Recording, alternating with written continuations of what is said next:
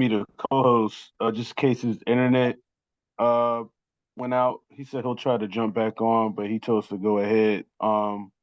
So Coach, I think just give your thoughts going to the SWAC tournament and how you feel the team is feeling, going into this week of games. Yes, just speaking, just going into SWAC tournament, we're ready to play. We've had a few days off preparing for this game, and we got one more day here to prepare. And we're ready to go. We know what's in front of us. Obviously, you got to win 3 games. It doesn't matter who you play. Once you get to the SWAC tournament, every opponent um, is good. So are we. So we're prepared to go ahead and fight. We have a game plan that we want to implement, that we feel that gives us the best chance to come out with the W, and that's all we focus on. Can you guys hear me good? Yeah, we got you, Coach. Okay. Coach, my question, what can you take from your last meetings against Texas Southern? What do you know that they like to do, and what's going to be the plan of attack? Well, I think for us, is both games are the same. Both teams won the rebound battle in their wins. Both teams won the paint points in their wins, and the turnover. So for us, it's just winning those battles. Obviously, containing the key players on their team, and stepping up and making big shots down the stretch. And I thought that was the difference in the game in Texas Southern. It was nip and tuck, close game down the stretch, and they stepped up and made some big threes in key moments, and rebounding the ball. So we're focused on a few areas where we want to dominate in the game, where we feel like give us the best chance to win.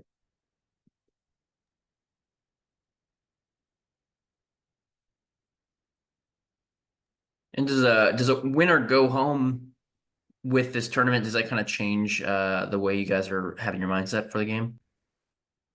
Well, obviously it should. It could be your last game, so you got to fight. You got to leave everything on the floor. You can't leave anything for chance. There's no tomorrow if you lose, so you want to advance and move on to the next game. Right now it doesn't matter. Once you so locked in, and you so focused, playing 3 games in 3 days doesn't matter the time. It really doesn't matter. You're gonna be ready to play the next day, just because you're so focused, and it doesn't drain you. You're not looking ahead like, dang, we got 15 games left. No, it's every single night. So after a win, I know our guys, we'll get back to the hotel after we win and make sure they off their feet, make sure they drinking a lot of water, make sure they focus for the next game. So I'm not concerned more so about the amount of games we play or what time we play. It's just about focusing in on that particular game and that game plan to get the win. Looks like we have a question from Rob J. Okay, Coach, can you hear me? Yep. Coach, congratulations on your players being honored by the SWAC. Can you just tell us a little bit about what it means to have the player of the year on your team going into this tournament? Well, absolutely. Obviously it's well deserved. Coming into the season, he thought he would have had a lot of help more, and he had some guys step up for him, and he had to do a lot more than he probably expected, coming into the season, just with the roster that we had. We knew we was going to be kind of loaded, and they were going to have to kind of share the buck per se. But it was all kind of on his hands, and he really kind of took control of that, early on in the non-conference, and kind of showed me that he wanted to be that guy. And, he kind of just took it and just ran with it for the entire year. And he forced me to make sure I played through him early on, and that just carried on throughout the season. And he just took accountability in himself and making sure he was ready to play 40 minutes a night. Coach, you mentioned the 3 games in 3 days. How much is the health of this team going to play an impact if you guys do make a run in the tournament? It doesn't matter right now. Everybody's hurting. I'm hurting, So at the end of the day, the other teams, they're banged up too. Obviously, guys that's going to step on the floor, they're going to give everything they have. We try not to use the injuries as an excuse. The guys that's injured not playing, and they haven't played in a while. So we ain't worried about that. It ain't like we just lost 3 guys from last game going into this game. We going with the same crew we done had, the last nine games, so minus a Chase. Chase coming back, giving us good minutes in the limited minutes he played.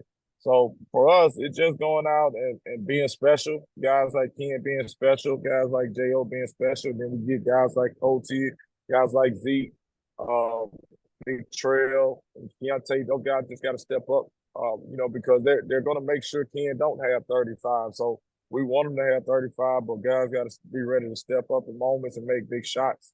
That's what the tournament's all about. You're always going to have, a couple guys that got to step up. And I'm looking forward to seeing who those guys are. And your main guys got to be your main guys. Joe? Yeah, Coach, not that you need any further motivation, but I believe if you guys go on a run, win these next 3 games, you'll clinch your first winning season since the 2016 season. What do you think that could do for you guys just, going on this run and, making history once again? Well, that's a goal. Obviously, our goal is to win the next 3 games, and that will put us in position to have a winning season, and that's a goal also. So we have some goals to obtain here, and we got 3 games to do it. I'm excited about our path.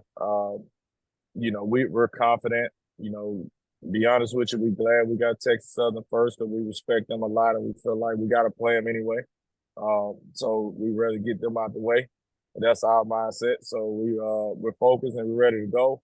We're ready for a dogfight on tomorrow. We're ready.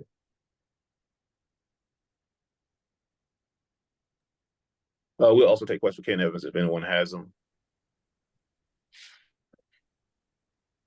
Yes, Coach Rivers, when you talk about your opponent, the Texas Southern Tigers, talk about that last game and you guys going back and forth. You took the win at home and they took the win at home. This is really going to be a huge battle on tomorrow. I'm excited about it. It will be a good battle. 2 well-coached teams. I respect Johnny a lot. Been knowing him over half my life, mentor of mine.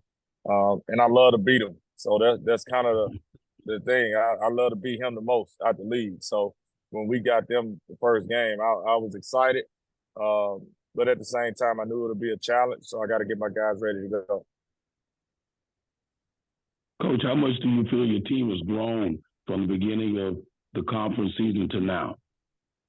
We've grown. We've grown into who we are because, like I said, we had to just adjust on the fly with just injuries and guys in and out. And I think we understand who we are at this point, and we're ready to go.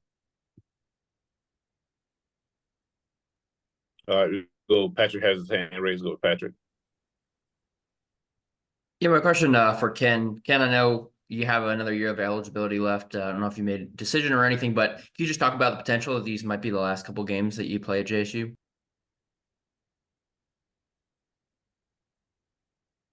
I'm not really worried about that right now. I'm just trying to enjoy the moment right now in these last few games I have this season. But going back to what you said, it kind of hit me in Jackson when I realized that could potentially be my last game there.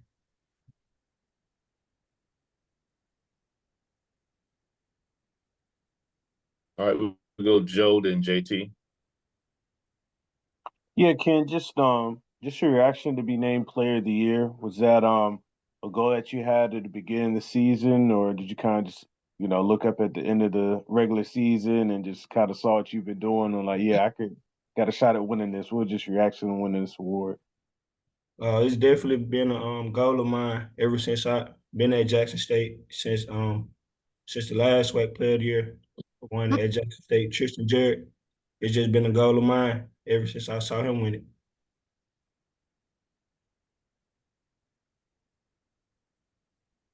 JT. Coach, can you talk about what do you think the key will be to the game, and also about having Chase back for the last couple of games and some of your other players that were not playing? Yes, am I muted? Okay. It's going to be controlling the game, controlling the boards, obviously keeping them out the paint and closing out to their shooters. They're shooting the ball at a high clip, and I don't think people take them as a 3-point shooting team because in the past they just played through their bigs. But if you really look at the season's conference stats, we all know Pine Bluff shoot threes. As a team, they shot 510 threes in the conference. We shot 362, but Texas Southern shot 470.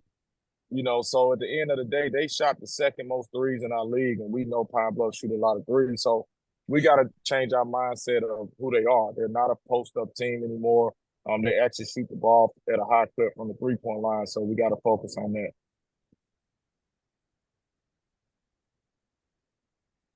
Rob J. Yeah, I got a question for Ken. Ken, congratulations on being the SWAC Player of the Year. You guys go into this tournament on a 3-game winning streak. What's the mindset of the team going into this SWAC tournament this week? We just been locked in the whole week leading up to today. The 3 games that we won previously, that's just momentum for us to roll right into the tournament on a good note. Positive energy.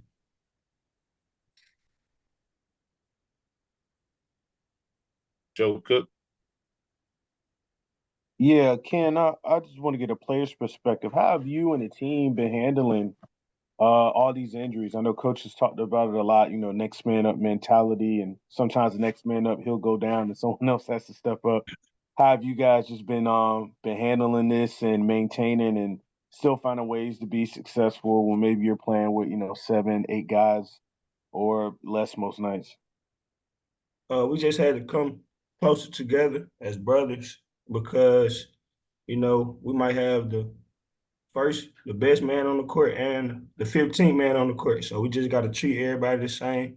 Everybody got to come in and work every day, whether you playing 0 minutes or 40 minutes. And All right, quick follow-up, I'm sorry, Go ahead, Joe. quick follow-up, Ken. Talk to me about maybe conditioning in the off season, because I don't know if you like going to this year, do you like, okay, I'm about to be playing like 35, 40 minutes. Were you anticipating that going to the year and now it's at the end? Are you like, oh, anything that I did in the off season is definitely paying off now? I really didn't have an off season, so once I got back, I went hard every day and made sure I did extra every day because I knew I was behind once I got back. So I had to do extra every day so I could be in shape. JT. Ken, can you talk about the difference between this year and last year? I know that you guys are injured, but I mean, this is not new coming to the tournament. Is your confidence up that you guys can be successful throughout the tournament? Yes, sir. We definitely believe we're gonna win the tournament, and our confidence is there because we was here last year, and we got the defensive player of the year, Jordan O'Neal, and this is his first time in the tournament, so we know what we about to do.